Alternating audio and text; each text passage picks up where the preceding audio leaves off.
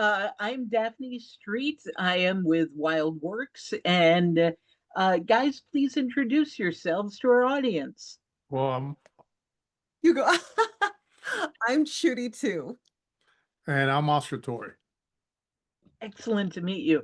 So I watched the film, and there is so much to unpack in such a short period of time, but it's never rushed. It's the pacing is consistent throughout, and it's just layers upon layers where, at least for me as an audience member, I'm seeing myself in so many different scenes that, and I've never experienced a parent with cancer. Both are deceased, but for very different reasons. And I I have not been an addict, but I've worked in addictions recovery for many years. So So the I type, know a lot of these stories, and I loved how real it was. I mean, I have story upon story upon story that mirrors all of this. And then with the sex worker stuff, it's so beautiful because it is complex and the service is multi-layered. And as this progresses, that starts unfolding, and you start seeing more and more of that complexity. So what I want to start with is the very beginning. So you decided to film this during COVID, is that correct? So yes, that's correct. how We did this come to be? You're locked up. There's very little you can do. What's going on? we were basically sitting around at home. We're married, no work, nothing to do, and and I started hearing stories of different friends, um, through social media that they were connecting with me. I was checking in on people, like a lot of us were, and the thing that kept coming through was the isolation and the importance of connecting. And I and that's always important, but I think COVID highlighted that. Huge. Yeah, Exactly. I So was going batshit. So well, Were yeah, y'all? we're all Oh my going God. nuts. And luckily we were together so we could drive each other crazy. But And we did. yeah. So I wanted to tell this story, and I wanted to capture this moment in time when we were a time when we were so eager to connect. right. And then I have a friend who started going out with a dancer Okay. at that time. Um, and they had met in AA. So I'm like, that's a good, obviously that's not this story, Right. but I'm We like, have the elements that that's break recovery. apart. I have been a therapist before being an actor. I make a living as an actor, but I have been a therapist for many years ago. I have been a therapist for 6 years. Um, Alcohol and drugs. So I knew the challenges a person like that, um, during COVID, how difficult recovery would be. So I go, that's interesting. I go, there's a story there somewhere of Mhm. recovery and trying to stay sober, doing this. And then I wanted to capture this moment in time, but I knew the movie could be very boring. Mm. So I kept going back to the idea of my friend going out with his dancer. And then OnlyFans started to take off, and you kept, Right. it was all over the news. We kept seeing these stories of different things that the people were doing, men and women were Yeah. doing. And I'm like, that's not boring. Nope. So I'm like, what if it's a sex worker Perfect. decides to work during recovery, but do it on Zoom? And how would she do this? And that's when I started getting excited. And then I had to check in with my leading lady first. Uh, Yeah. And it helps that she's incredibly gorgeous. So that was a plus. Thank you. Thank you, Daphne. Thank you. Like as if it were me, but I think that was a compliment. Good casting. Yes. There you go. And good So I cast. asked her, do you want to play, would you want to play this role? Because Right. she's worked a lot, which is good. You need a good actor to be able to pull this off, because basically you're acting, you Just her. have to be interesting enough to keep the attention of the audience. But you want to go there as an actor. She plays a lot of doctors, and I don't want to. I'll let her take off, because she'll later on tell me you hogged the interview. I'm sure she knows how to do payback. I do. But to piggyback on what Oscar was saying, it's true. I do tend to play a lot of professional roles, Right.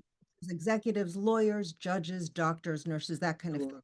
So when he presented this story idea for me, first of all, I jumped at the chance to be creative during the pandemic. It was like, oh, Right. no. And then this story, so many different layers and the slices of life of every different character. And then the arc that my character goes through, I literally jumped at it. I was like, oh my gosh, I would love to do this. I would love to take on this story. So to me, it was a huge blessing. I absolutely will not spoil the ending, but I want to talk about it because there was something so human about the people you thought you could count on, always disappointing you, and the people you never thought would show up in the way that they did showed up. And isn't that so life? That it's brilliantly put what you just said, and it is really life. And that whole thing where there are, gosh, drops of hope, if you will, in your bucket of misery and suffering. And yes, I almost wanted to say something about the plot. I'm like, oh no, that ruins the ending. It, yes, But yeah, we've all, if you've lived long enough, I'm 51, and so it's probably happened to me 2 or 3 times where I was certain that the people that were supposed to be there for me were going to be there. But then I turned, and people that I would have never thought were the ones that showed up. They were the ones I needed. yes, That's and beautiful. it is beautiful. And I think that theme is something that our film really encompasses and Absolutely. is that really we are all one. If you get down to the basics of it, we are all one, and let's pull through together. And that amount of sobriety is a very young amount of sobriety that character had. So walking through the supermarket, going through the trash cans, and still making the decision not to is heroic.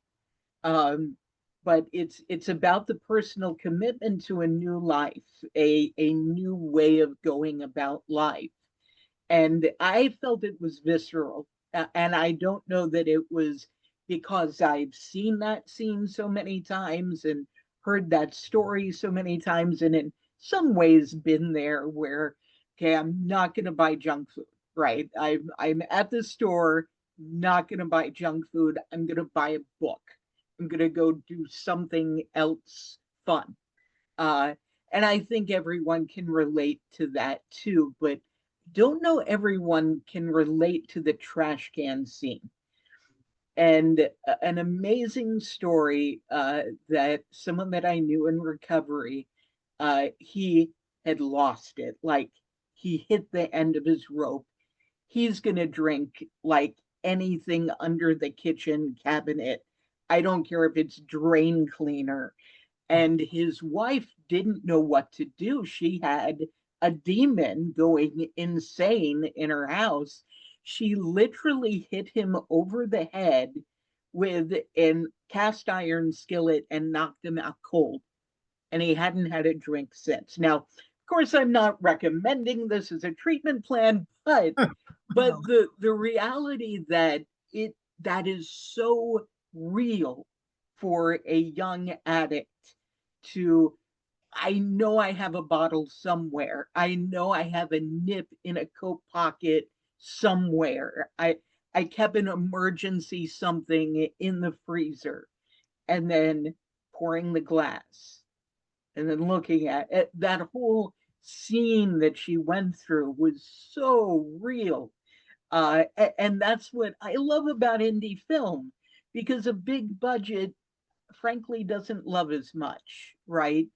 They get bigger budgets to bring in bigger stars and focus on different things and lighting and whatever, sound design. Um, and even at the beginning, I saw a bigger budget than I normally do in the way that it was filmed, in the scenes that were captured. Um, and knowing that this is true indie just made me so happy. So tell me a little bit about your character arc. Was everything kind of mapped out from beginning to end, or did you kind of build it as you went? Well, I was so thankful for what Oscar had written, which Mhm, was that there would be redemption at the end, for sure. But there were so many different layers and facets of the struggle. mhm. With the mom, with the boyfriend, with the brother. That's just family Yeah, relationships. pile, pile, pile, stress, stress, stress. Yeah. Sobriety, finances, perception, public perception, all of that. It a lot, just a lot. And so it was actually really fun to inhabit the world, spend time in the world of summer, Mm. because it's obviously a very different world than Shooties. Was it fully scripted out, or was there a lot of ad lib at the middle of it? Um, it was scripted, but there was a lot of what happened was I cast actors and non-actors Mhm. because I wanted the film to have that reality of like it almost feels like a documentary Right. capturing this That moment. came through. Yeah. So what happened with my experience of casting non-actors is that you have to keep it loose. You can't like have them say word by word, but I knew what I needed them to say to tell this story. So I would we would shoot the scene and it was kind of her job to get it out of them, almost like she's interviewing them at the same time. So Right. that was her challenge as an actor, keeping her story going, but getting the key words that I needed them to say. So the movie moves on, or else that scene it'll feel repetitive the whole movie. And that was a Uh, challenge of the film. So yes and no, it was scripted, and I knew what they were going to say, but at the same time, I didn't hold them word by word to say it. I wanted them to bring a little bit of their own experience of isolation to it. Fantastic. Well, our time is closing. Is there anything else that you want to make sure that we add? I hope you enjoy the film, and I appreciate you tuning in and supporting us because it's a true indie film that while we were making it, we didn't have the pressure of anybody. We made this film not knowing if anybody would see it because we said if it's not good, it's just an exercise that we did during COVID. I'm so glad you did open it up to festivals and so forth. And I look forward to seeing what comes next. Thank Thank you you. so much, Thank you. Daphne. Lovely speaking with you today. Appreciate it. Same to you. Take care.